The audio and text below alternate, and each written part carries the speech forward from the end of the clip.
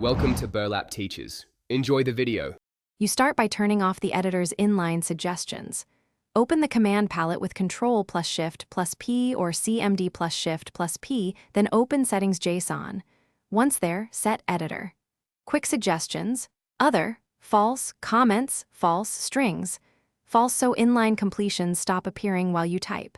Make sure to save the file. Changes apply immediately. You do this because quick suggestions inject suggestions during typing and disabling them prevents distraction while preserving other IntelliSense features. Once quick suggestions are off, you must address other suggestion sources. Go to Extensions and identify providers like Copilot or language-specific suggestion extensions, disable or change their settings.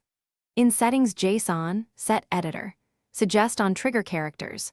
False to stop suggestions when you type characters like, or, if using AI tools, open their extension panel and toggle off activation or suggestions. You do this to eliminate layered suggestion behaviors that persist after the core editor option is disabled.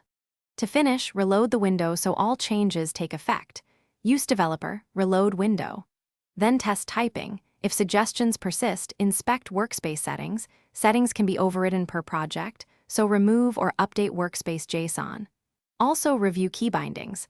A manual trigger like Ctrl plus space still shows suggestions, so change or remove that shortcut if needed. If a stubborn extension still injects suggestions, disable it fully and reinstall only when necessary. This approach ensures lasting suppression and quick recovery. Thanks for watching. Consider subscribing if this video helped you.